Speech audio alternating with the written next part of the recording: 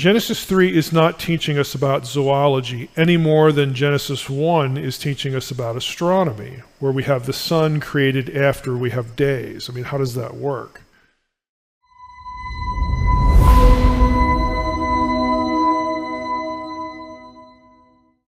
But let's just put that aside for now, and I want to ask this question, just for the average person watching this video, and even the evangelical scholar if they do. The first question is, do you believe that John was correct? The Apostle John, writing in the book of Revelation.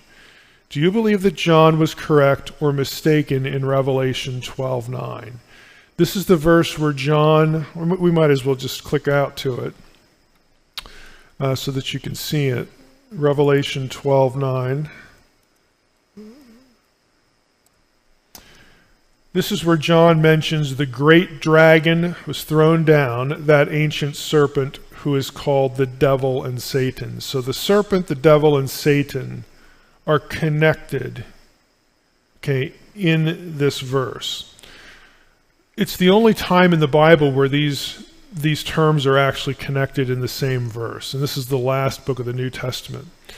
But the question remains, do you think John was correct or not? If you think John was correct in this identification that, hey, the serpent back there was really the devil, you know, the one who becomes known as Satan. And by the way, look at the way John words this. That ancient serpent who is called, okay, who is called the devil and Satan. It doesn't mean, you know, John's not saying, because John knows his Old Testament, this does not need to be read as though John is looking at Genesis 3 and seeing the word Satan in there. He's not. It's not there. But that rebel comes to be known as the devil, which is just, you know, the slanderer, the liar, and Satan, the accuser. Okay, this individual rebel becomes known by these terms. That's all John is saying, and he's connecting the dots. So if you think John is correct, then you must conclude that the serpent in the garden was more than an animal. It's not just a snake.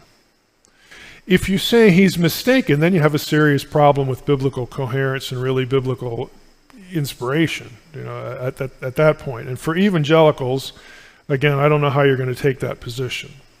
Second question I would ask, you know, of viewers, and again, you know, anybody else, if we were in a different forum, you know, scholars who are saying, well, you can't really, you know, this view isn't, you know, what most scholars think. I don't really care.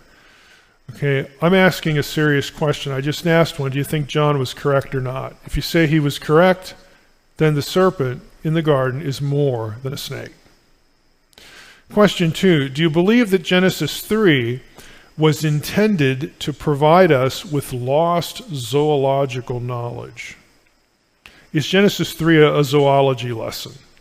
Now, I've mentioned this before, but if you put the question that way, is Genesis 3 really designed to teach us about, you know, catch the wording here, about the evolution of the snake before it had legs and could talk, and now the snake as we know it now? Again, I think that's ridiculous.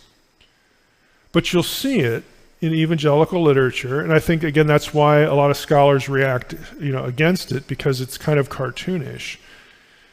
Genesis 3 is not teaching us about zoology any more than Genesis 1 is teaching us about astronomy, where we have the sun created after we have days. I mean, how does that work? Again, you know from the class on metaphor, and just the class where we illustrated metaphor with Israelite cosmology.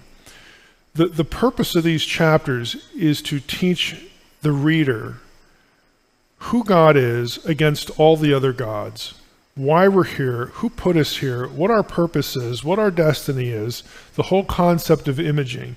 It's designed to teach us, yes, that there is a God, and he created what we know here, but God doesn't bother to use people who could give us a sophisticated 21st century presentation of science. If he did that, God made a horrific mistake, because he had people writing in the 2nd millennium BC and the 1st millennium BC and the 1st century AD. They are not capable of giving us a scientific presentation that would satisfy a 21st century audience. And that's a good thing, because 500 years from now, we'll be laughing at points of the science that we think is just settled now, because it'll change. That's not what Scripture's about. God deliberately, this was his own decision, he did not tether the truths he wanted to communicate to something, i.e. science, that he knew would change and would never stay the same. Again, we talked about this extensively in the metaphor episode. I have lectures online, again, I directed you to.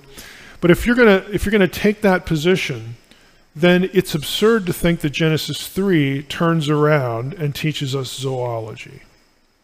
So, again, how could you draw that conclusion? I don't think it's teaching us zoology. I do think John was correct that we have a divine being here, either in the guise of a serpent, or we should look at the term Hanakash, which is the serpent, in different ways. I think personally, and you know this from reading Unseen Realm, that what's going on with that terminology is we have a double or even a triple entendre with the Nakash, because depending on whether you consider it a noun or a participle, it can mean the snake, the serpent, it can mean the one who practices divination, like deception, or it can mean the shining one. And all three of those things are going to be sort of stock ways of presenting supernatural evil later on in the Hebrew Bible.